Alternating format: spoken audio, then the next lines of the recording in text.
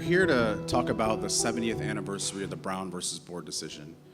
So many of us who care about this issue have spent some time thinking about and reflecting on the legacy of Brown versus Board, and understanding that we're 7 decades from the Brown decision.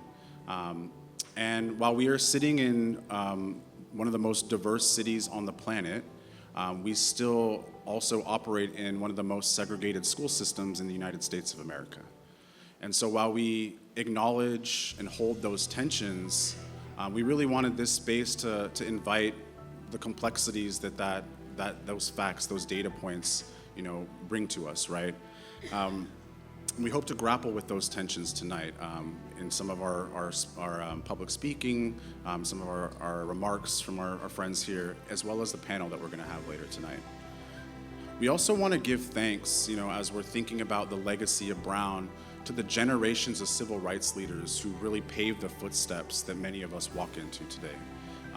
This work is historic. And as one of my friends and mentors and colleagues has said, Richard Gray has said, generational problems require intergenerational solutions, right? And so we really, want to acknowledge that we stand on the shoulders of giants, who have paved this work for decades and generations, and that those of us who are committed to civil rights and education justice and integration are part of that legacy of work, right? And those of you in this room who made time to trudge through the hot weather today and get sweaty and dry off a little bit are also part of that legacy. And it's an honor and a privilege to get to be here and share the space with you all. So just thank you all for making time tonight. We also want to make a moment to acknowledge that the land that we're standing upon, right?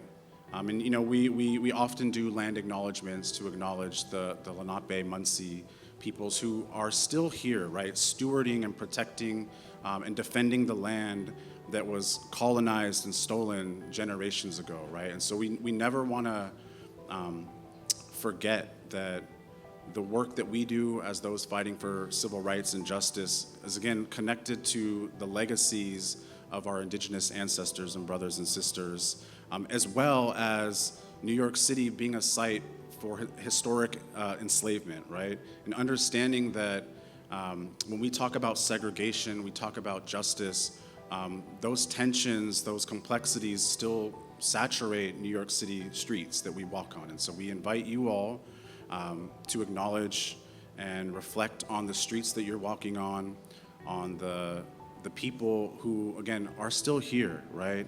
And are still stewarding and protecting the land with us and for us, and honor and respect those who lead that fight, right? And join those fights in the ways that we can as well.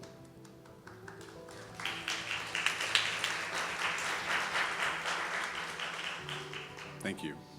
And lastly, but not least, we really feel like it's important to situate ourselves, as I said, in the legacy of civil rights in New York City and the United States. And as someone who maybe isn't young anymore, but has spent the last 20 years of my career working with and fighting with young people for education justice, for liberation, I think we need to acknowledge the role that young people have always played fighting for and leading the charge for civil rights, not just in New York City, where, nearly 65 years ago, students led a mass walkout to protest segregation in 1964, demanding the work of Brown be completed, right? And that, 65, 70 years later, we still have young people from organizations like Integrate NYC, Teens Take Charge, the Asian Student Advocacy Project, who have continued to help remind us that the work of integration, that the work of education justice requires our constant effort and push, and we have to be in alignment with those young people. So shout out to our young people. We're going to hear from some of them tonight, hopefully. And we want to continue to honor the legacy of that work as it informs and shapes the work that we do on our own. Just make sure I got all the things I need to say. So one thing I wanted to note also, and again, big love to my friend here, Naya Berg, we recently released a report from Crests to Valleys, the State of Integration in New York City. I'm probably butchering the title, but what we wanted to do was, there are a bunch of reports about segregation and how segregated New York is, and we didn't need to redo that report, right? We all know the story, but we also felt that in the last 10 to 15 years, there has actually been significant work to correct those harms, right? And many of the people in this room have helped lead that charge. And so part of what Naya and I did was map the progress, right? Map what New York City has done under current and former leadership, with current and former leaders, acknowledging that the work of integration is not gonna happen at the snap of a finger, and it's always gonna require constant persistence and diligence, but that there has been progress made, and we need to acknowledge and understand that we need to celebrate the small wins while we continue fighting for the bigger wins. So I just wanted to uplift that report, which definitely is not outside, but there are many amazing reports that our friends at the Comptroller's Office and New York Appleseed put together around class size and integration that really encourage you all to read and reflect on, and thank you again. Lastly, I wanted to offer us some kind of grounding language. As we're talking about integration, talking about desegregation, we often think about integration and the history of desegregation has really been about the movement of bodies, right? And oftentimes, particularly for communities of color, that has meant, placing Black and brown students in historically segregated white spaces to experience tremendous harm, right? And so as we're thinking about integration today, right, we're thinking about 21st century integration, it ain't your grandpa's integration, right? We really need to understand that the framework that we're working from when we talk about real integration is about acknowledging that it's not just about the movement of bodies, it's about moving power, resources, and opportunities towards education, justice, towards anti-racism, and to ensure that young people all have educational environments that affirm, love, and care about them. So I really wanted to frame that piece for us to think about this conversation. And on your programs, you'll see that because Sadie thought about everything, right?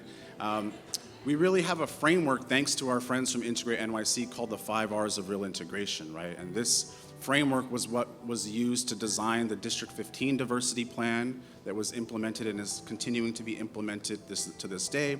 It was also used to frame the School Diversity Advisory Group recommendations, which produced nearly 100 recommendations.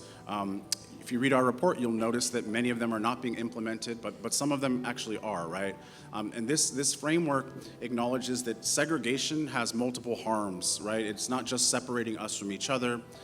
It's about race and enrollment, right? It's about resources, and that the distribution of resources in New York City and across the country has been done on a Jim Crow model, right? And we're still underfunding schools that serve majority Black and brown students, right? This framework also acknowledges that within schools, just because you have a diverse space doesn't mean we're sharing power and opportunity with each other, right? And so acknowledging that investing in building positive relationships across group identities is critical and necessary to achieve the benefits of diverse classrooms, right? Another element of the 5 R's is about restorative justice and acknowledging that, my friend Josh in here actually gave me this fact that, the first removal policies and discipline policies in New York City were implemented shortly after the Brown decision, right?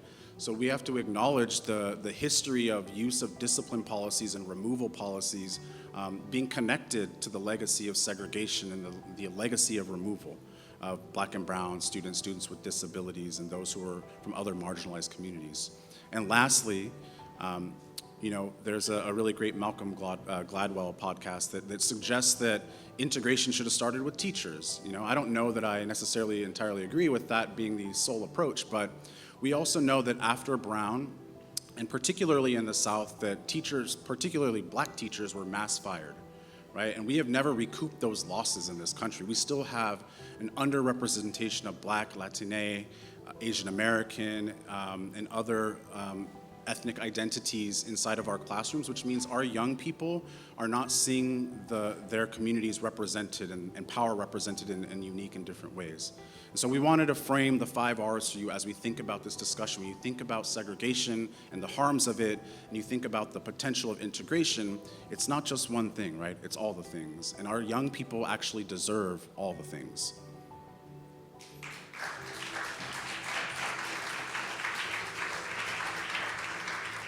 All right, I said enough. So what I would love to do, and before I do that, I've been doing this work for about 10 years. And there's really, when I first started, my first job actually at New York Appleseed, shout out to New York Appleseed all day, every day. Still good friends and partners with them. I think it was like my first week. I was on a phone call with council member at the time, Brad Lander. Right, and I was like, who's this dude, like, talking about desegregation and integration? But Brad, with my former executive director, David Kirkland, and my former executive director, David Tipson, the David crew,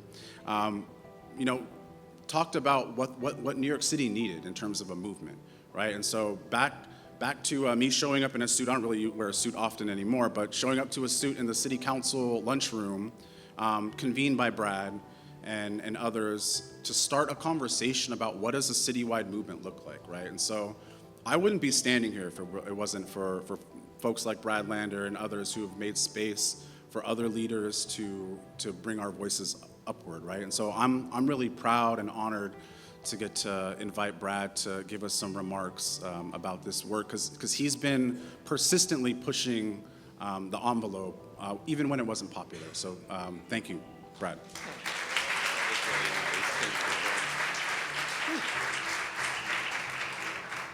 Whew. Thank you, Matt. Good evening.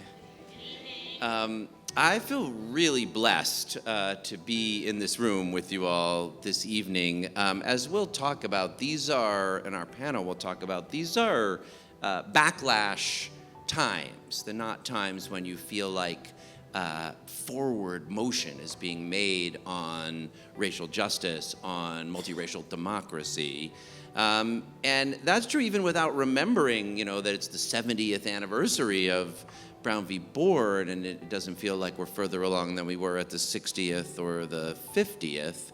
And that, I know for a lot of folks in this room, and I can see you nodding, can be heavy. So to walk in here tonight and see this set of people who are such fierce fighters and partners in this work, I feel really grateful for it. So and it's dangerous to make recognitions because pretty much everyone in the room is a partner, but I really do have some important gratitude to express and thank yous to make.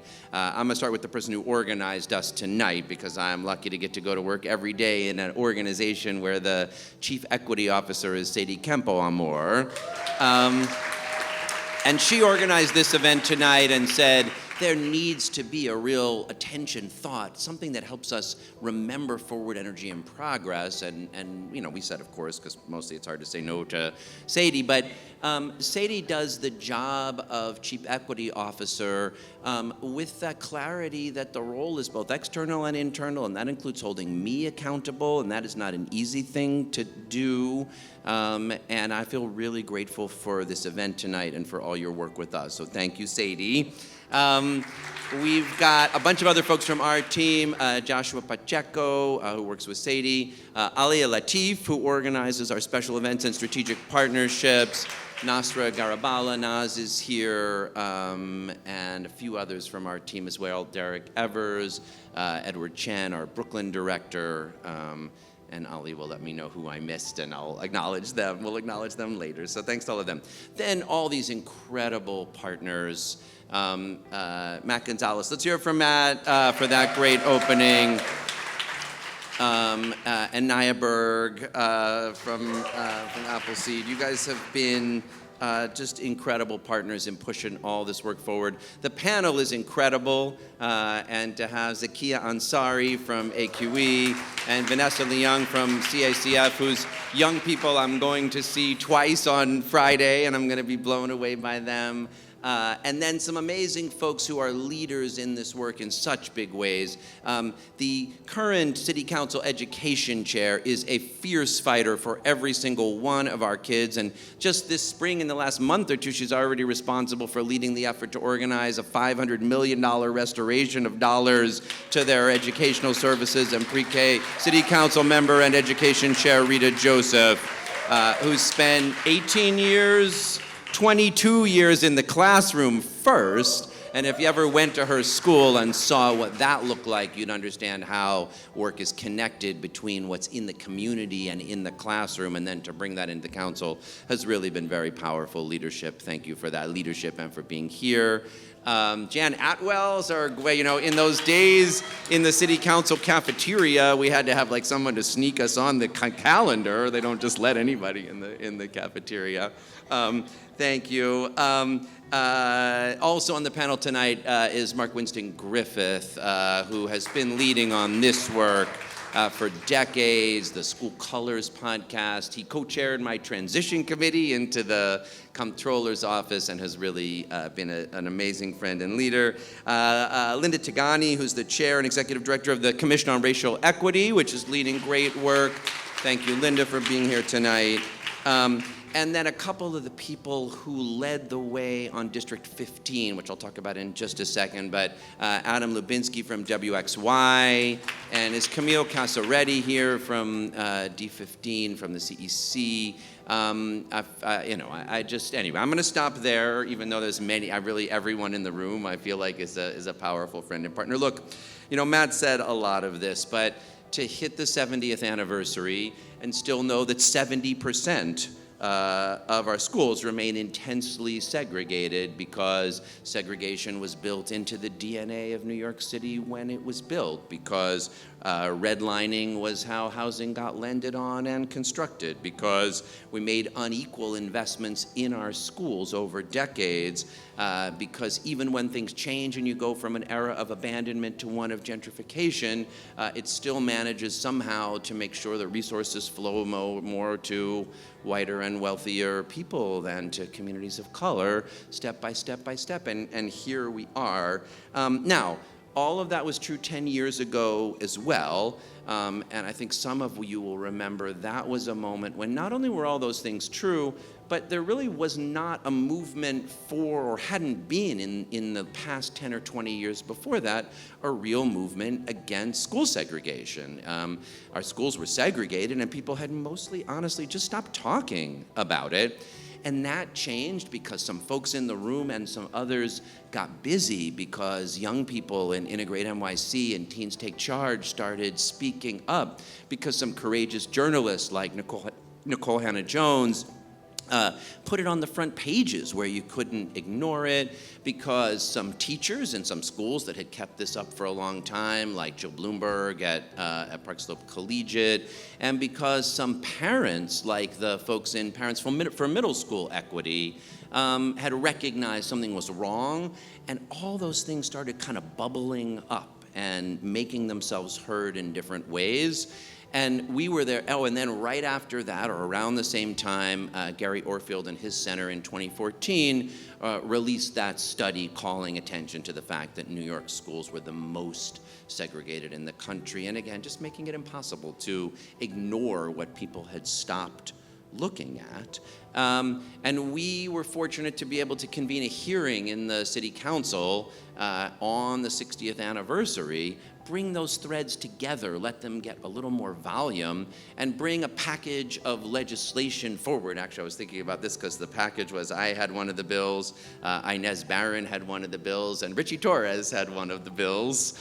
And we passed in the city council the School Diversity Accountability Act to start requiring that just data be reported every year. We passed a resolution calling on the Department of Education to produce a plan to confront segregation. At the time, we didn't even use the word segregation, y'all. Like we said, diversity, in order to get the bill passed. And in part at the time, let's remember that then Mayor de Blasio was extremely resistant. There was not at the beginning of the administration, this changed substantially, but at the beginning of the administration, there really was a lot of resistance. But the council, under the leadership of then Speaker Melissa Mark-Viverito, passed that legislation, and it made some space for things to start to happen. And one of the things that happened was the work in District 15. And that was the work. If you were one of the people who kind of helped with that work in any way in D15, well, you just raise your hands, because we got a lot of folks who did that. We got some young people, we got some teachers, we got some school leaders, we got some. And that really did, in so many ways, come from the community and from all different parts of it, which was part of what was great. You know, I think some people understood that as just kind of Park Slope parents with some ideological perspective, but it was Sunset Park parents who were thinking, we love these schools. We want them to be able to have the character of our neighborhood, to emphasize Latino history and Spanish language. There were so many parents from schools in Red Hook who said, okay, I know we want a more resourced and equal education, but we don't want to send our kids to a school where they're going to be subject to racial animus from some other teachers.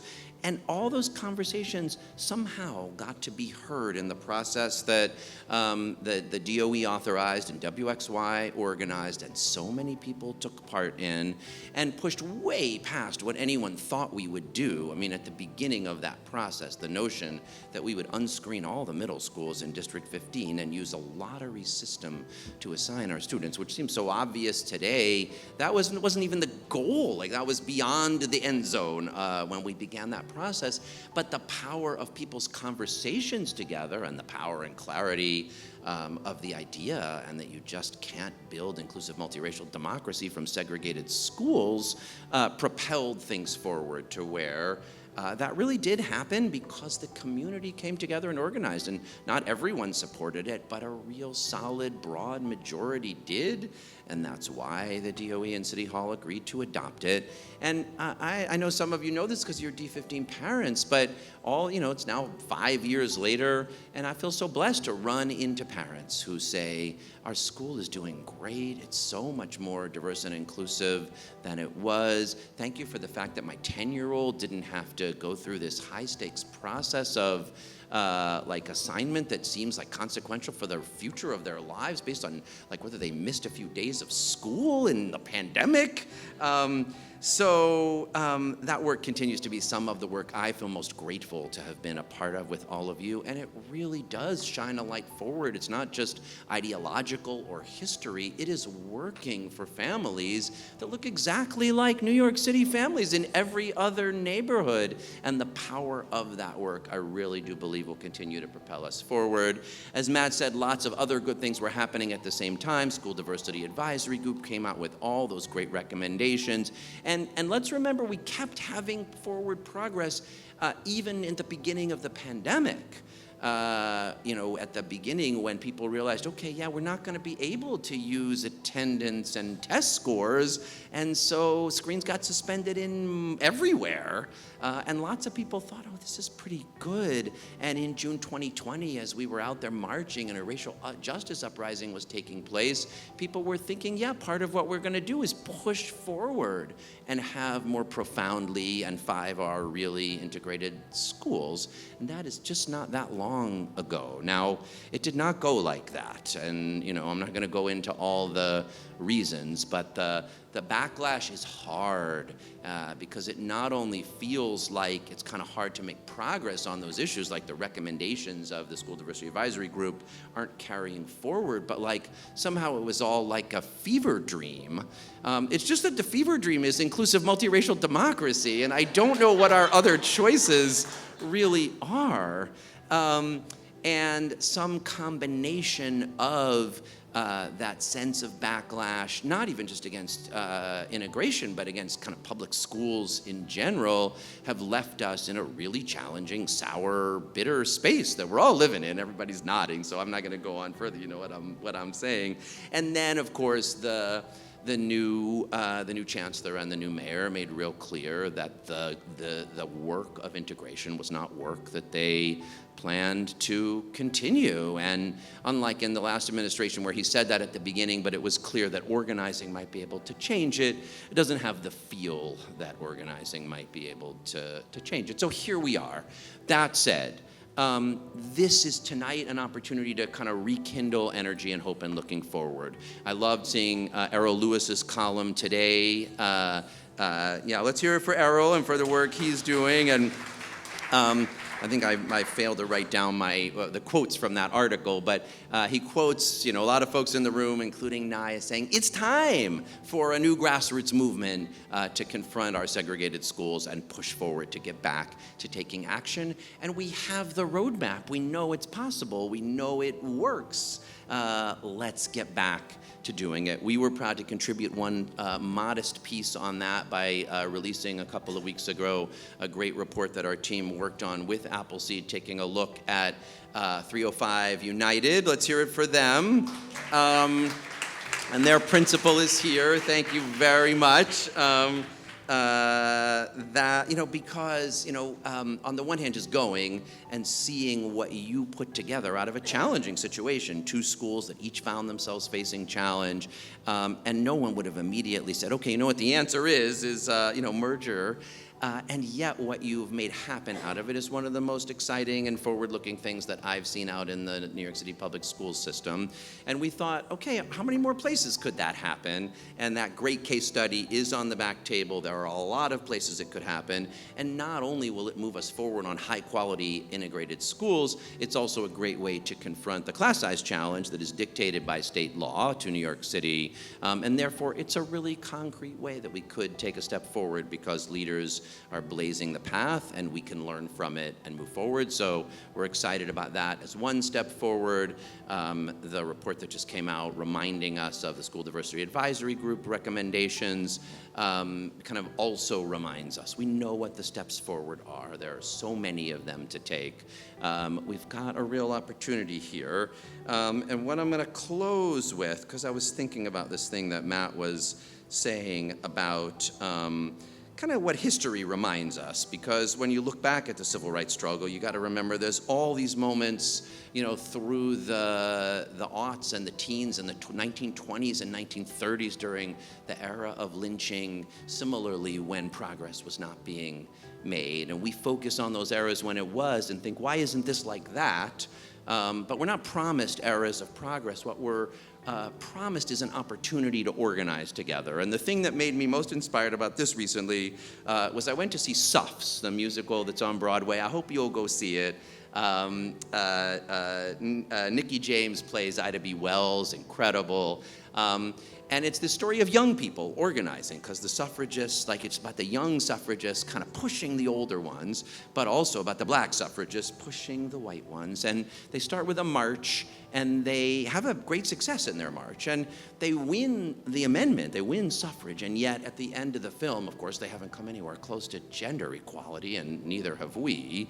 And they sure have not confronted racial inequality in their own ranks, much less in society. And so at the end, Shana Taub writes this song that if you haven't seen, you should go see, because I'm not going to sing it, but I think speaks to the work that we are called to do and that I'm really feeling in the room tonight.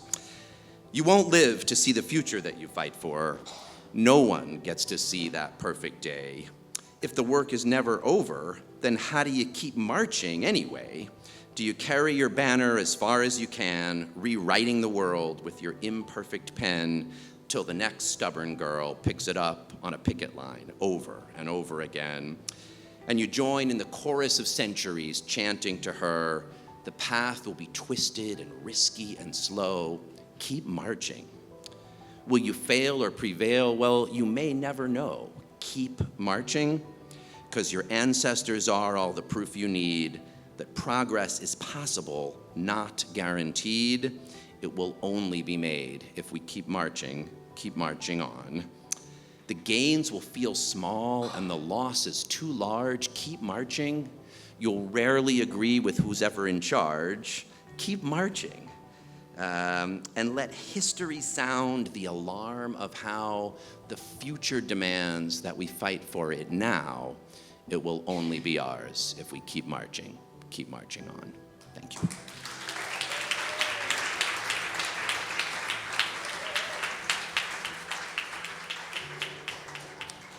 you. Thank you, Brad.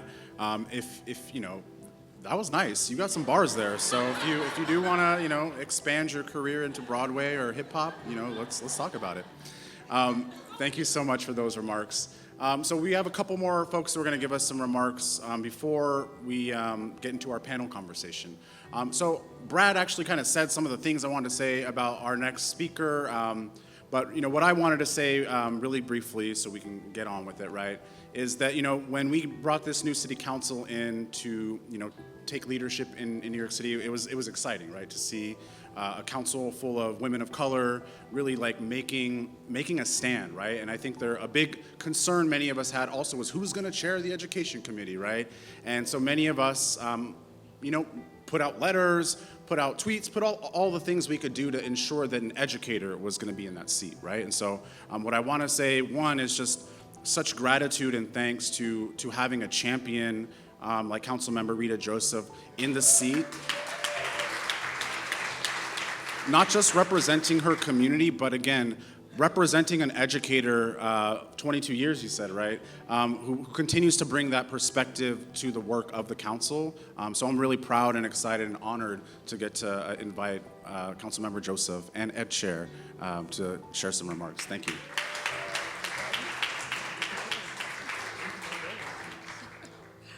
Good evening, everyone. Oh, it's an honor to be here. I had some reflections on Friday, but I'm going to share them with you. Brad, thank you for all that you do to continue raising the voices of New York City, and you know what it means when young people are centered in this conversation. So in the fall, we're going to have a hearing about the 70th anniversary of Brown versus Board of Education. I'm still in the middle of a budget dance right now. I don't know if it's a two-step or the cha-cha. Are we chimmying? I don't know what we're doing. But I want to figure it all out for New York City kids, and especially for our early youngest learners in New York City. So important. So thank you to Controller Brad Lander, New York Appleseed. Thank you for your work. NYU Metro Center, National Coalition on School Diversity for gathering us all here today. To students, scholars, organized leaders, and advocates who are here, I thank you. Your dedication and passion are a driving force behind the ongoing fight for inclusive and equitable education system. As we reflect on a landmark decision of Brown versus Board of Education, I'm reminded of the profound impact this case had on our nation. The Supreme Court ruling 1954 declared that separate educational facilities inherently unequal. This decision was not just a legal victory, it was a moral imperative that acknowledged the inherent dignity of worth of every single child, regardless of their race or background. However, we stand here today, it's painfully clear that our work is far from complete. Despite the progress we've made over the past 7 decades, our educational systems still grapple with deep-rooted inequalities. Here in New York City, one of the most diverse cities in the world, our schools remain among the most segregated in the nation. This stark reality underscores the urgency of our mission. In too many of our neighborhoods, students are separated by race, socioeconomic status, attending schools that are worlds apart in terms of resources and opportunities. The segregation perpetuates the cycle of inequities and denies countless young people the chance to reach their full potential. It's not just an educational issue, it's a social justice crisis that impacts the fabric of our entire community. Today's panel discussion is not just a conversation, it's a call to action. We are here to reignite the generation-old push for an inclusive, multiracial educational system where every student, regardless of their background, can thrive. This means addressing the barriers that perpetuate segregation, working tirelessly to create schools that reflect the diversity of our city. To tackle school segregation in New York, we should take bold and decisive action. Here are 4 steps we should focus on. Intentionally investing in our most vulnerable schools and communities. Expanding access to quality early childhood education. recruit and retain diverse, talented teachers, develop curricula that celebrates our students' identities and experiences. Our collective goal is to transform our education system into one where diversity is celebrated and every student is given a tool to excel regardless of their zip code.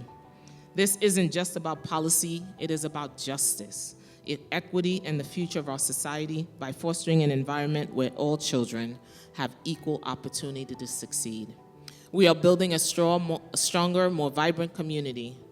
I am inspired by the dedication of everyone here. The collaborative spirit drives us towards. Together we can challenge the status quo and make the changes that are necessary. We can fulfill the promise of Brown versus Board of Education, not just in words, but in deeds. Our children deserve nothing less. We must continue to advocate, organize, push for the transformative changes that our educational system desperately needs. Let's make history together by ensuring that every child in New York City, regardless of their race, background, has the opportunity to succeed in our educational system. Thank you for your unwavering commitment and for being here today in solidarity. Let's move forward with determination and hope. And I thank you all.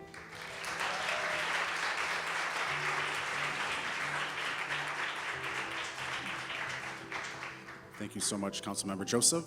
So we're gonna have one last speaker. As I said, when I got into this work about 10 years ago, it was organizing and convening with a bunch of adults in the city council office. And the other side of my work was actually, which was like the biggest part of like where my heart has always been fulfilled, is really working directly with young people, right? And so I was the first policy coach for the organization Integrate NYC, who helped design the 5 R's of real integration, have helped continue, thank you, and who have helped continue to make persistent the issue of segregation and have inspired many other organizations around them, right? So upon my first entry point into New York City politics and education justice organizing, one of the first people I met, I see two of the young folks that are no longer young folks, right? I see, shout out Matt Diaz right there, my fellow namesake.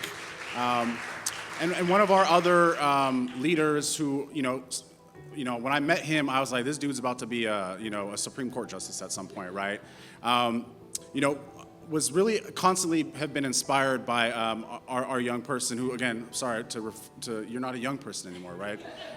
But really to acknowledge that the legacy of young people organizing continues to grow, right? And I organized when I was a young person, and now I'm kind of an older person, right? But that work has continued to inspire me and shape my life and my work. And I got to meet Francie Luzencourt, nearly 10 years ago, and was blown away by how decisive, how committed, how insistent he constantly was, not just about education, justice, and integration issues, but thinking about social justice in a broader scale, right? And so I'm super proud and honored to invite up Francie Luzencourt, who is a founder of Integrate NYC and also a founder of Strategy for Black Lives.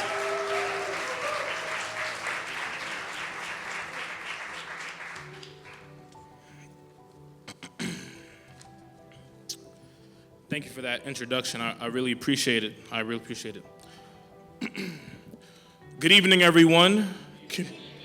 Thank you for the response. Community members, elected officials, advocates, allies, students, youth leaders, and the people of course, this great city of New York. My name is Francie Luzencourt. I'm the co-founder and CEO of a civil rights organization called Strategy for Black Lives, and I'm an alum of the student-led school integration organization Integrate NYC, and a member of the School Diversity Advisory Group. I would first like to thank the Office of Longtime Education Equity Advocate, Comptroller Brad Lander, his Chief Equity Officer, Sadie Compo-Amor, and I would also like to thank civic leader and longtime advocacy partner, my brother and mentor, Matt Gonzalez, and of course, the powerful sponsors of this event who I've had the privilege of working with in numerous capacities throughout the years, New York Appleseed, NYU Metro Center, and the National Coalition on School Diversity. My foundation as an activist and a community organizer is rooted in the fight for school diversity and, more importantly, education equity and access for all, every student, regardless of zip code. As a young student leader almost a decade ago, I experienced firsthand the ramifications of school segregation, not only within my own high school, but especially in relation to other high schools across the city. I will never forget going on a school exchange in a visit led by Integrate NYC and other teachers at my school, and looking at the juxtaposition and in-person contrast between the resources of an affluent, predominantly white school in South Brooklyn and those of a different school in the South Bronx. Peers that looked exactly like me, having access to vastly different resources, different interactions among student groups, a different demographic makeup of their staff and teachers, and a different set of disciplinary standards. As I became more involved in student activism as a leader with Integrate NYC, I was able to truly understand why these discrepancies existed, the still ongoing challenge that New York City public schools faced, and how students can lead a movement to change their school environments for the better, and truly live up to our constitutionally guaranteed right of the opportunity to a sound and basic education. A wonderful text that I'm sure many in this room are familiar with is The Pedagogy of the Oppressed by Paulo Freire. And he once said, "Education is freedom." How are we as a society and a community ensuring that every student across this city has access to said freedom? As we commemorate the recent 70th anniversary of Brown versus Board of Education and the current state of integration in New York City public schools, are we doing all that we can so that on the 75th anniversary, we can look back on today and say that we ensure that every student had access to what they needed for a robust and holistic education experience, that we moved the needle forward? Because let us not forget, school segregation, segregated schools were intentionally designed. Racism, discrimination, and all its manifestations throughout our nation's history were systematically put in place. So to begin to address those transgressions and move this city forward, we have to be as intentional, if not even more so, with the goal of bettering the student experience and keeping that in mind each and every step of the way. I applaud the student leaders, organization, advocates, elected officials who have been on the front line of this movement for school integration for years now, even when it has not been the most politically popular or convenient to do so, because we all recognize the necessity of immediate action. The 5 R's of real integration, which I've seen developed in real time by the students of the Youth Council at Integrate NYC, provided a unique, intentional, and valuable blueprint as to how we can continue to build and execute on to have real integrated schools. I'm honored and humbled to have played a part and excited to see what develops from the findings of the intentional and inclusive school mergers report that prioritizes real integration as New York City works to reduce class size and address declining enrollment. Amidst the backdrop of current events, it remains critical that we equip the future generation of leaders with the best possible education, uninhibited by any systemic barriers as they inherit this city and this nation and lead us forward. This event is truly special, and everyone in this room has played a part and continues to have a part to play in deciding what type of education do the students of this city deserve.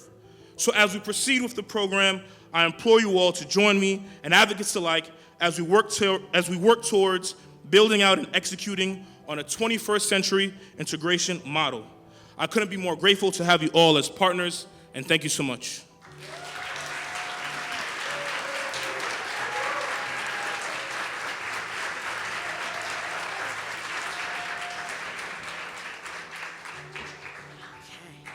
We are integrating the people who are a little shorter into the program now. Hello. Hello. I'm Sadie Campoamor. I use pronouns she, ella. It's so beautiful to see everybody tonight. If people are like, what does integration mean? Just look around the room. This is it. We're here. We're doing it. Where's Mark Winston Griffith? Isn't he? Oh, there you are. Hi. Okay, good. Just want to make sure we didn't lose you. I'm your loyal and loving moderator this evening. I'm also a New York City public school graduate raised by a single mama right here in this city. She's here this evening. Shout out to my mom and my family. I was born in El Salvador. I'm a public school parent now. I'm a community organizer. I'm a gardener. I'm a Virgo. And I am so excited to be with you tonight. Panelists, why don't you come on up, please? We are not going to waste time reading their bios. They are in your programs.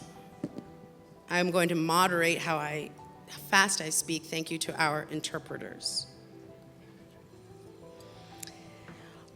As you guys get seated, I want you to each introduce yourself, something short and punchy, but just so we understand, why you're here a little bit. So your names, your pronouns, and maybe 3 parts about you that bring you here tonight. So I'll model it. I'm Sadie Campo Amor. I use pronouns she, ella. I am a public school parent. I'm the Chief Equity Officer for the New York City Comptroller, Brad Lander, and I'm a facilitator. I'll give it over to Naya. Hey everyone, it's good to see everybody here tonight. My name is Naya Berg, my pronouns are she, her, and I am the Executive Director at New York Appleseed. 3 words, just 3 words. whatever you got. I also come to this work. I identify as a biracial black woman. I attended segregated public schools, in which I was one of the 1% when I went to public schools. My family was one of the very few families of color that was in the neighborhood, and reflecting on that is what brings me to this work every day. Thank you, Naya. Hi, Mark. Hi. Good evening. Good evening. Peace, everybody. Name is Mark Winston Griffith. He, him pronouns. I am currently the co-executive director of Free Speech TV, which is a national television news network, progressive. I would describe myself, well, let's put it this way, identify as a black man who was born and raised in central Brooklyn. I am a journalist, I'm a community organizer, and I am a parent, which is probably one of the most relevant parts of me here today. Thank you. So, good evening, everybody. My name is Vanessa Leung. Pronouns are she, her. I am a mother of 3 boys in our New York City public schools. I am a born and raised New Yorker, a daughter of immigrants who came actually and benefited from the post-1965 Immigration Act. And I am co-executive director of the Coalition for Asian American Children and Families. Thank you, Vanessa. Hi. So hi, my name is Emily, and I'm a student, and I'm from the Bronx, and I go to a school called Truman High School, and it's a segregated school, it's a predominantly black segregated school. And going to my school, it has really shaped my experiences and my passion for education equity. And some of the organizations that I'm involved in is Why Vote, and I was also a Chalkbeat Student Voices Fellow, and I'm also a Posse Scholar at Vanderbilt University. Yeah. And my pronouns are she, her, and some words that come to mind for me are, I would say, driven, passionate, and honest. Yes. Thank you, Emily. Good evening, beautiful people. My name is Zakia Shakir Ansari. I am the co-executive director of the Alliance for Quality Education, leading statewide advocacy group for the last almost 25 years. We have been fighting to ensure that every public school across New York State has the funds they need to actually educate our children, and have transformed as an organization to fighting for a whole host of other things, including child care, early childhood education, and the school-to-prison pipeline. A few words that describes me: I'm a black Muslim woman who've raised 8 children out of New York City public schools. Yes. I'm a public school graduate myself. So is my husband. I married my high school sweetheart. And we have 4 grandchildren, so the next generation has begun. And I love my people. Yes, you do. Yes, you do. Zakia and Vanessa, I met 15 years ago when I began as a baby parent and education organizer, and I wouldn't be here without them. So much, much love and gratitude to the legacies that continue. Let's come out the gate. Naya and Mark, we're here. It's 70 years later. It's Brown versus Board. We all just heard things aren't looking so good. Why does this still matter today? Why do we care about integration? Why should we care about it in 2024? Is it still a noble cause? Yes. No. Thank you all for coming. Yeah, thank you. Good night. We're done. Yeah, no, I think it takes, for me, in why it's a noble cause is also breaking down what we mean when we talk about segregation. Because I think oftentimes we're so desensitized to the word segregation and hearing it, and it's been framed as some impossible task. Segregation looks like a student in a school and they do not have the mental health supports that they need. They do not have access to school counselors. They do not have access to school nurses. It is a black child that thinks less than of themselves because they have had a system tell them that they are in a school with less resources and that is under-enrolled and is underfunded. Somehow that's connected to intelligence and not simply the color of their skin, and that opportunity is being defined by their zip code and the color of their skin rather than actually who they are as a person, as a being. And so when I think about why this is a noble cause, I think about all of the damage that segregation continues to inflict, and if we don't make intentional choices, we are allowing this intentional damage to move forward. And that seems unacceptable to me. Thank you. Yes. I would start with the fact that I think we have to acknowledge that there's an inherent danger in having this conversation, in the sense that we're talking about, we're centering ourselves in something that happened 70 years ago. And so what that does, I think, is it's easy for people to write us off as nostalgic, that, this is a problem that happened a long time ago and that it's no longer relevant. And so that's something that we constantly have to kind of push back against and really have to kind of show how relevant this conversation is. Mm-hmm. So I think we're in a moment where the laws and concepts that we just took for granted, we thought that were settled, are no longer the case, right? This idea that we were lulled into this idea that we were settled on the fact that the full humanity of people of every identity was something we accepted. That the need for public institutions to intervene when equity and equality standards are not being met was something that was important. Or even just the basic idea that racism still predominates is not something that is accepted. So we are still relitigating those very basic premises. So I think there's a basic tension between people who don't believe we've eradicated institutional oppression and those insist that, yeah, we've won this war and that social justice advocates are whiners, terminally woke, and then they are themselves oppressors. So, school integration still matters because the work ain't done yet. It's as simple as that. And when I say not done, I don't just mean that we haven't attained a particular social vision, but because I think we as champions of school integration still have our own shit to work out. And we have to own our hypocrisies and our contradictions and are struggling to update a 20th century framing with a 21st century strategy. There are new generations we have to speak to. We still need to celebrate and inspire, and I think as Brad was saying before, the struggle continues. It sure does. Thank you so very much. Yes, I want to invite all of you guys to affirm our panelists along the way with a little snap, a little this, a little that. Yes, it should feel like a very good, warm, and welcoming environment. That's what we're trying to model. Thank you. So a lot of what we've been told is that school integration, it can't work. And that's because of very deep and convincing narratives that we've all been sold, that it's somehow segregation is the natural order. Well, it's sort of just the default. It is what it is. It's too much. We can't do it. Housing, etc. And so I wanted us to all stay grounded in the myriad of resources that have been marshaled towards upholding segregation.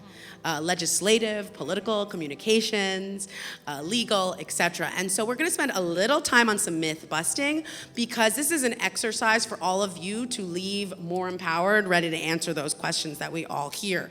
So Zakia and Vanessa. As recently as last week, the DOE press secretary said, segregation didn't begin in our schools and it didn't end in our schools, but we can ensure that every NYC student has an access and opportunity on par with the best schools in our nation.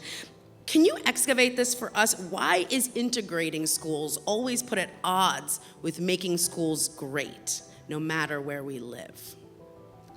Well, my first question is always, what are they defining as best schools in our nation? And I think what we've created right now is a system that you need to compete. It's a commodity now. It's a commodity that you have to compete in order to get what would be a quality education. I think that's also something we have to unpack, because I think we need to define, like, schools should be a place where, you know, our young people have said, and I think a lot of young people, it should be a place where they're not just merely surviving, but they're really thriving. They're feeling supported, that their curiosity is, you know, they're constantly being inspired by their school. And I think what we have now, we've created a system that allows certain folks to hoard opportunity for a select few. Yeah. We've created a system that, you know, almost separates kids from very early on, you know, I will say in kindergarten, into certain parts that are tracked into, like, who has access to what, and who's deserving of what. And I think that's where we need to be looking at the policies that have been longstanding and really shine a light on what are those things, and examine those systems that have been created that has centered kind of really a divisive and space for people that they feel like they constantly have to just fight for themselves. But in fact, if we actually take a step back and be like, what is the system that we can create that is policies that's centered on marginalized students and their families, we actually can uplift all of our families in this city. Thank you, Vanessa. Zakia, you wanted to add anything? Yeah, sure. I just like the translation to me is just like, we don't feel like doing it, so we're not going to do it, right? And so it's these fake lack of courage, lack of a backbone administration. So it's not just this administration. Been doing this almost 20 years. This clearly is, we're not just having this conversation. So it's just a continuation. Why? Because it's not easy, even though it's worth it. Why? Because there are communities and folks where there's tension and racism, and they're loud, and they have a larger megaphone, and the press supports it, and so they don't want to deal with that. Like, it's just too much to have to combat loud folks who might be racist, bigoted, or just really misinformed about what segregation and what we're trying to do in integration actually is. And so I'm going to take the easy road and just like sit back and skate through this thing, because I would have to confront them and really talk about it. But someone who's in leadership, and if we really cared about children, the other thing I would say, they're clearly not listening to integrate, because the 5 R's should be something they should be doing in every school, regardless of, you want to call it integration, desegregation, whatever. How about let's call it a school that every child deserves to be in, and those resources every child deserves to have. Again, it is that, and I dare to say, do we live in a city, in a nation that we think every child deserves to have these things? Right. Right? And so I would challenge us and say, someone who's been doing this and fighting just to get funding for children to have the basic needs, I don't think we're there yet in regards to thinking that every child, as I wear this necklace, is worthy of ensuring that they have all these things, like a restorative practice, that we have restorative practices happening in schools, that there are resources, that there are representation and relationships. These are the things we've been talking about. Teacher shortage, Black and brown teachers in schools. What's so hard about that? You know, like restorative practices. Well, we don't want to punish our kids, 24/7, right? Young people are telling you what they want, and once again, we have an administration, again, that's not listening to the voices of young people when they're the ones who are impacted mostly by their inaction, inability, and or cowardness. Yeah. Yeah, I want to keep on this just a little bit longer, because I think a lot of us face these statements. The group also, just within the last month, cited in the New York Times, Parents Defending Education argued in a court filing that if selective programs were changed or eliminated, that parents could lose priceless educational opportunities, right? That instead of integrating schools. We should just focus on fixing the bad ones. Who's heard about good schools and bad schools and that sort of that sequencing, right? Mark, Naya, and Vanessa, if you want to jump in, can you talk about the implicit sequencings and beliefs here? How does this kind of coded language impact our work? And how should we all be responding when we hear this? Sorry, we were negotiating here. Who's going to spot? I love that. That's equity at work.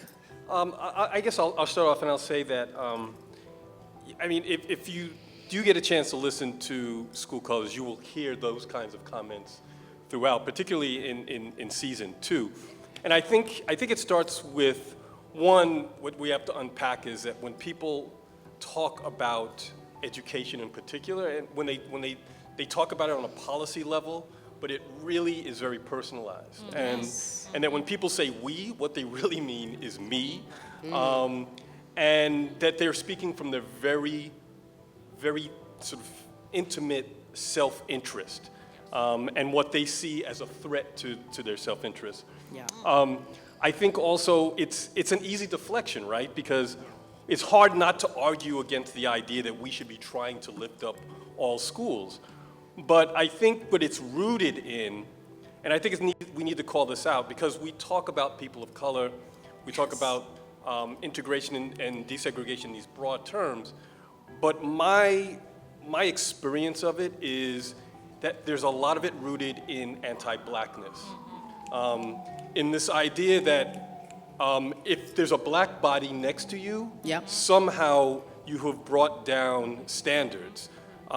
And low-income people as well. So I think that's a narrative that we've all absorbed. It's in the ether. We breathe. It's the water that we swim in. I think there's also that assumption that this is a zero-sum game, right? That to the point that you were making before, Vanessa, that all of our schools are principally a staging ground for competition, right? And so if you give one person one thing, then automatically takes away from someone else. And this idea that, it's an either-or situation, that integration is a method of, this idea that we have to just constantly talk about the fact that integration is a method of improving education for the lowest performers and everybody else. We can walk and chew gum at the same time, and these are not contradictory ideas. So I think I had one more point to make. The last thing I would just like to say is that one of the things that was fascinating to me when we were doing School Colors is that when you look at the history and you do a sort of forensic analysis of how we got to where we are, you start to get to understand the structural forces at work. And most parents are brand new. They step into the system as if, things began when they got there. And I think that what we have to do is help people understand how we got there, and that, again, it's not about bodies in the classroom. There's so many other structural forces that the 5Rs speak to that we have to speak to. Thank you. Thank you, Mark. And was there anything you wanted to add to that? I think the only thing I'll add is when you talk about priceless educational opportunities, when I think priceless, I think rare, and I think, well, why is educational opportunity rare? I feel like educational opportunity when we're thinking about public schools, that should not be some rare commodity, and it really plays to this model of scarcity that we have at play in New York City public schools. It's almost like it's the Hunger Games to get into elementary school, to get into middle school, and then to get into high school. And by the time that I talk to families and they're getting ready for college, they're like, oh, this is easy. And I'm like, well, I'm not sure it should be that way. And so when I think about that these changes, that folks lose priceless educational opportunities, I think, well, there's a large swath of the student population not getting these educational opportunities, and the one proven large-scale reform that we know that works in closing these opportunity gaps has been integration. Right. And so that's sort of how I think about when responding to your... Right. We want each of you to challenge the premise anytime anyone says something like that, right? That good schools are integrated schools. It's not the other way around. So thank you so much. I am mindful of time, so we're gonna just, be a little bit creative over here. This question goes to Emily. Well, thank you, first of all. Thank you all for doing your collective part in trying to dismantle and myth bust a little bit. We have to move a little bit into some solutions because of time, and also because we want to hear from Emily. So, one solution is storytelling, right? The real relationships are in the 5R framework. Stories, they are actually do lasting and cultural transformational work. And so with that, Emily, we'd love to hear from your personal lived experience. Tell us about your educational experience. Are you in a segregated school? Tell us a little bit about yourself. So I'm from the Bronx, and it's like the Bronx, if you tell somebody you're from the Bronx, they're usually like, oh, really? Like the Bronx? So it's like, for me, it's like growing up in the Bronx, like there weren't many options of schools. And when I was in 8th grade, like I had to make a decision. Like I was 12 years old, and my parents didn't really have this knowledge about different kinds of schools, about the kind of schools that you should go to, because segregation really runs deep. Like my grandma, she's from Harlem, and she wasn't even, like her father was in a red line neighborhood. She couldn't even get an apartment that was in a good area to go to a good school. And so these things are so recent. So whenever people say, oh, segregation is not real, like it's lived, like these are people that still live. And so for me, in 8th grade, I had to make a decision to either go to a school that was in my neighborhood, that was close to home, or apply to schools that were in Manhattan. And my guidance counselor, she had told me, she was like, students from our school, a predominantly Black and Hispanic school, students from our school don't really get into the good schools. And like, it's like, what is a good school? And then schools that are Black and Hispanic are associated with bad schools. So I decided I wanted to be in my community, and I didn't have the support to go to these schools that are considered better, that really are just segregated schools that have more resources. And it's wrong. So I went to my school, and I go to a school that's predominantly Black, and it honestly was very difficult to get resources. And a lot of my peers who went to, the schools that are considered better, the schools that are in Manhattan, the schools that are predominantly white and Asian, would often have these resources, would often have access to extracurriculars, while I had to go through metal detectors every day. And I couldn't walk in the cafeteria at times. It's like you feel like a criminal in a sort of way. And a lot of people, when I would say my school, or when I would say where I'm from, or even just if someone just sees me, it would be like, people would often make an assumption that I don't want to succeed, that I'm not entitled to resources, and it's very disgusting and it's wrong. But I didn't allow people's perceptions to make me not excel. It made me want to excel even more, because if you tell me that I can't do something, that I'm ghetto because of the school that I go to, that because I go to a predominantly Black school, that I can't excel in this society, that's wrong. And so I really decided that I'm gonna go out and find these resources. I had to search, I had to apply to different things, and it was definitely difficult, but I always shine through, and I was always proud of where I came from. Even though I do go to a school that lacks resources, I'm not only gonna go out and try to find more resources, I'm gonna bring it back to my own community. So, like, a big thing that I did was I collaborated with the New York City Department of Education Office of Mentorship, and my mentor, she's actually the director of that, and she helps me to try and start this program at my school for mentoring. And I was able to start that, and I've been able to mentor different students, but it's also been difficult because at my school, at our schools, we don't really have many resources, especially with the budget cuts. And so I'm still working on this issue, and as I go to college, I really want to hone in more on my passion for educational equity. And some things that I'm doing right now is YVote brought me here, Youth Agenda Steering Committee, and shout out to YVote. And so I'm a podcaster with Next Generation Politics, and I'm a peer leader for YVote. I'm also a Chalkbeat Student Voices Fellow. And it's like, one thing I would say is that through my experiences, I wouldn't have gotten where I am now if I didn't only take pride of where I come from. I come from the Bronx. I come from a predominantly Black school. but I also want to be able to use that experience and those resources to be able to write these articles that I've written, to be able to write the poetry that I've written, to talk to students, to talk here, to be here. So I would say, like, even though I did come from a background where people would often look at me sideways, or just they didn't understand me, or think that, you know, I'm just a loud kid from a black school, that doesn't matter, because I'm going to do what I'm called to do. I'm going to use my gifts to contribute to society. And it's like I'm still on this journey. Like, I'm a senior, I'm almost in college. But yeah, I'm really happy where it's taking me, and I'm gonna continue fighting for education equity.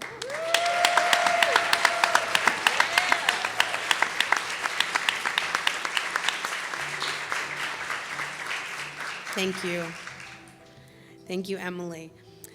On the Integrated Schools podcast, shout out to Integrated Schools chapter who's here. Get involved with them. That is a way to lean in. We hear the late Courtney McKitton say, we can desegregate our kids just by enrolling them at a global majority school. But integrating our families is a very different kind of work. Vanessa, Naya, can you guys talk a little bit about what that kind of work is? What does that mean to you? What is the difference? I mean, one of the things that we think, I think has been really important in acknowledging the diversity of the Asian American community. Yes. Like, we are not a monolith. There are such vast differences in socioeconomic status, in the ability to speak English, in being able to navigate and, even their educational experiences. And I think one of the things, though, is that we are predominantly immigrants or children of immigrants. And I think what, Mark said, like, sometimes it's like people think it starts here. And when they come there, it's not been an opportunity to really create an understanding of what this identity, the socio-political construct of AAPI means, and that racial literacy is not there. Like, unpacking and understanding what being part of this diverse community means, and then what does that mean to be in solidarity with other racial communities. And I don't think, one, it's not being taught in our schools, so our young people are not learning it. Yeah. But those parents are not even being able to create that space for that learning. And I think for CACF, it's been really vital to create that space for young people and for parents to understand that identity, understand who they are in terms of their stories and their histories, and connect it to this longer history of this country. Because I think it is really important to unpack what that model minority myth is. Like, we understand that it is actually grounded in anti-Blackness, that it just doesn't harm the AAPI community, but it actually harms other communities as well. And so it's not just about, like, I need to do this because it's my community. It's actually harmful for all of us if we continue to create the divisions and actually not create that space for parents to be challenged around some of that thinking. Because I think it's very easy to go down it, because education becomes personal. It becomes very easy for parents to feed into the fear of what this means for my child. But I think it's always like connecting that individual, that case, to a cause is really important, and being able to pull back into a systems lens and the history of what historically these policies have created the inequities. How do we address them together? I think it is actually hearing and creating that space for that learning. Yes. And creating that space for really thinking that, Asian Americans are not just the white allies in the work, but that we actually are part of that, and that there are connections in the struggles that we can see. Thank you. Thank you. Well, I see applause. Please do applaud for her. And I also just want to lift up Vanessa's point about the Asian community, right? That's like 60% of the global population, and there's so much linguistic diversity, ethnic diversity, religious diversity, socioeconomic diversity. And so doing the work of desegregating and integrating means knowing one another and spending time with those complexities. So thank you. Naya, did you want to add anything on that? Just because I know you have a community conversations toolkit. We do. And I think I also want to uplift like folks that are in the room and things that we've talked about, for example, like the District 15 diversity plan. I think sometimes, the easiest part is the desegregation part once you have that. But then the hardest work, the hearts and minds work, is really making sure that you have that community engagement piece that is coupling thinking about integration. That we have said over and over again that it has to be more than moving bodies. And one of those solutions, we created a community conversations toolkit so that when you have folks coming together into one school from very different demographics, that you are having the conversations about creating foundational language about what you mean, what does integration look like for your school community? What does it look like to have an intergenerational space? If you're merging two schools together that are very different, how can the families come together with shared language and understanding? So all of those components come into not just a desegregated space, but having an integrated space as well. Thank you. We're going to do last two questions here because of time, and then if we have a second, maybe some lightning round with like less than 30-second answers. Here we go. In an article written by Stefan Lallinger, my beloved, my friend, yes, he writes that in 1969, actually 80% of Black Americans surveyed said that they wanted their children to attend integrated schools. As time went on, the article describes desegregation's tremendous baggage. Right? At best, unwelcoming environments for people of color, and at worst, children of color experienced racial violence. Quote, the baggage has been so heavy that it caused a generation of Black folks to question its worthiness. In 2022, even, when our own Mark interviewed Chancellor David Banks, he cited his own experiences, specifically busing and hostile environments for Black students, as reasons for pursuing other educational priorities. Zakia, Mark, where do we go from here? Is the fight for school integration still worthwhile for Black students? Is the promise of Brown versus Board no longer relevant or needed? Again, we had this conversation, and I think in the beginning when I first met Matt and he was at Appleseed and then integrate, I clearly was stuck on the old definition of what segregation was, and it wasn't all in on I didn't get the 5 R's at first, to be quite honest, right? But because of the work that I do, my mind is always open to hear and receive things, right? And so in my head, I was like, well, that very thing, when you open up that article and you realize that the parents wanted their schools to be integrated because they wanted more resources for their kids. They wanted the things that they were not getting just in their own communities. And ultimately, that's really what this is, right? It's like, it absolutely is worth it. I think if it's steeped in, to be quite honest, I'm all in and falling in love with the 5 R's, because at the end of the day, if you name those 5 R's, you have not said I'm busing anybody. Right. You have not said that we are gentrifying a community. You have not said that, that potentially Black and brown kids will experience some of that emotional trauma that they have to experience. When we know they experience even when they go to specialized high schools, that things happen to them, and later they graduate and parents didn't even know that they were called this name or that name, right? And so because our schools in East New York and other parts in the Bronx and others, as Emily shared, we are definitely integrated, right? We have folks from different Africa and all parts of South America, and from parts of the Middle East, with, to your point, all religions and cultures and all those things. Unfortunately, what doesn't come with that is the dollars, or the resources, or the relationships, or the restorativeness, or the representation, or the relationship. The race and enrollment, those things don't come with it. And that's really the rooted conversation to me, which is connected to that article, is that parents just wanted their kids to have the best education, better than what they had. And they saw it as an integrated space. And many times were willing to sacrifice what might have been their children's mental health, to be quite honest, to integrate into a school, to be bussed out of their community, right? To do all those things because they understood and continue to understand the importance of education. right? And so to me, that we're still in that vein where parents have to make that choice to send their child someplace else or out of the neighborhood, or anything else that doesn't sit in your comfort zone of living. I'm up the block, my school is there, as Emily shared, like I want to stay in my community, but all these low expectations, like all those things still exist.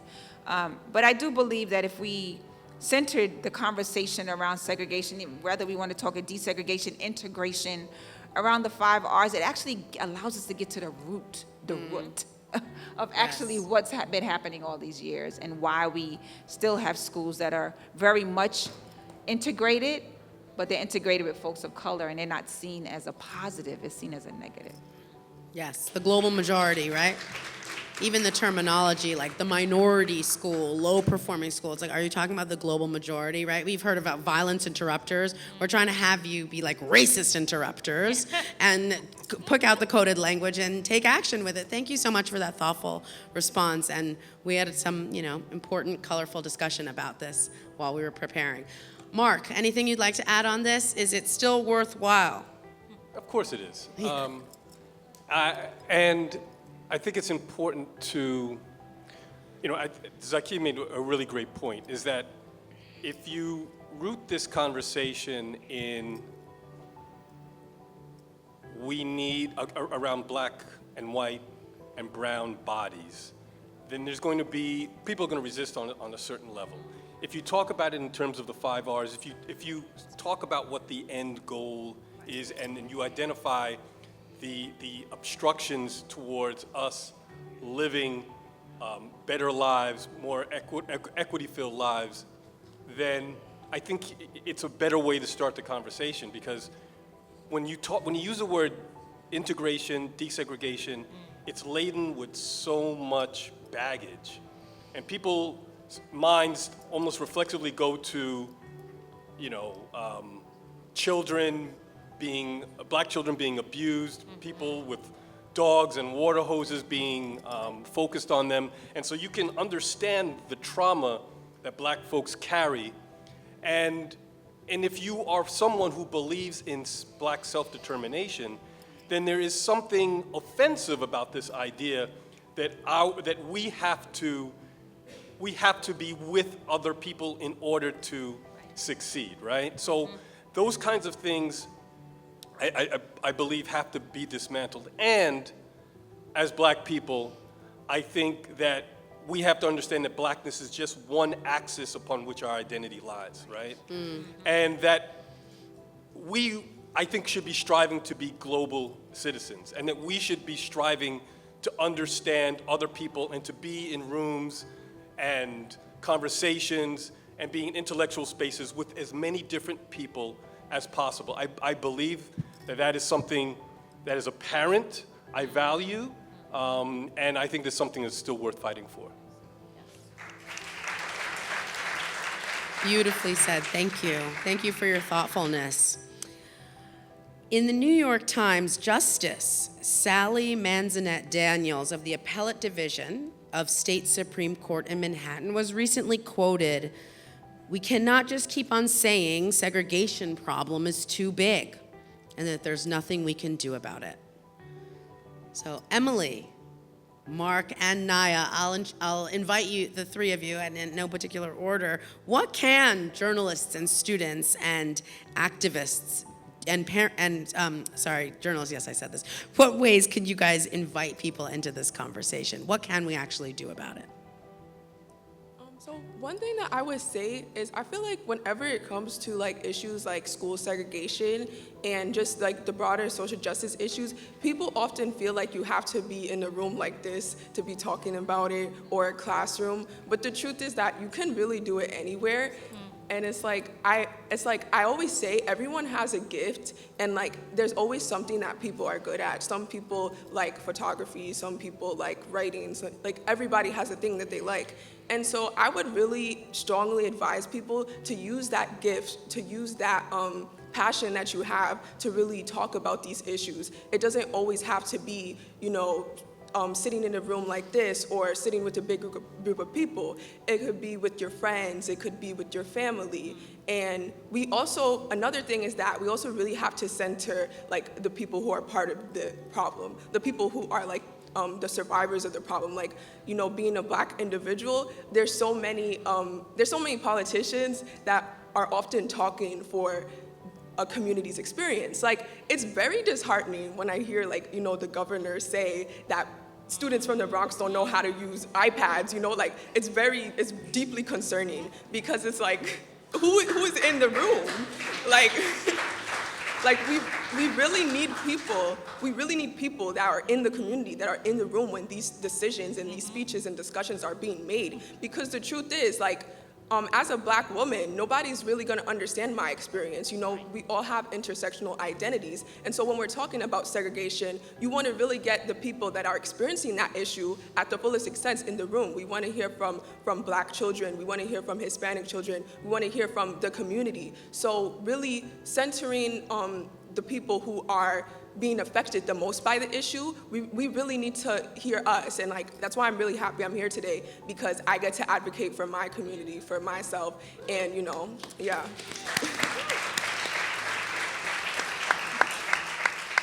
Beautifully put, thank you. Anyone else want to have at that? What else can we do? What can we do about it? Well, I mean, one, I do want to lift up something you mentioned before, which is, you were talking about storytelling, and Yes. I think that sometimes storytelling in popular media is not exploited enough, right? I think about Abbott Elementary and how it does a great job of humanizing the struggles of segregated learning. Yes. While respecting Black self-determination, right? And Yes. they don't hit you over the head with it. It's all subtle, it's funny, it's people you can relate to on some level. But it's fun and great storytelling, and I think it's very effective. I think as journalists, what we need to do is we need to talk to everybody, not just our tribe. Yes. I think our mission is to find common humanity, and that's not very easy. I mean, when we were doing School Colors, we were talking to folks who, you know, were quite scary, actually. You know, and while we wanted to see them as part of our slice of humanity, it was a little difficult. It was a little challenging. The last thing I'll say is, don't just tell the easy stories, right? Be willing to confront liberal and progressive orthodoxy and assumptions. You know, and I'm talking about the people in this room who would be attracted to this kind of event. We need to not just be talking to one another. And I don't think there are any sacred cows out there that need our respect. I think we need to be tackling them and bringing them to the ground and challenge ourselves all the time. Thank you. I will quickly just add, as we also just heard from Emily, but also youth voice. One of the things that we have centered, one of the things we've centered at New York Appleseed is that those that are closest to the problem must be those closest to the solutions, as much as we've also talked about our intergenerational spaces and advocacy. So uplifting and not just tokenizing youth voice, but when you're bringing them to the table, listening to them and understanding that they have solutions. The 5 R's was a student-led, student-driven framework. So I'll quickly add that youth voice is something we need to continue to uplift and acknowledge. Thank you.